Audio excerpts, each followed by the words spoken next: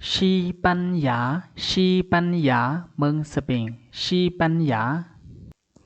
英国เมืองอังกฤษ英国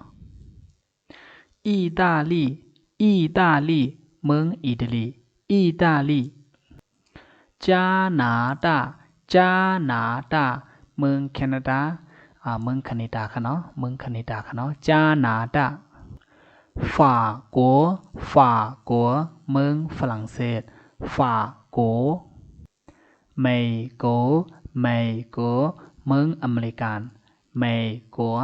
เด็ดๆมาในค่ะเนาะพอมาจากในเมย์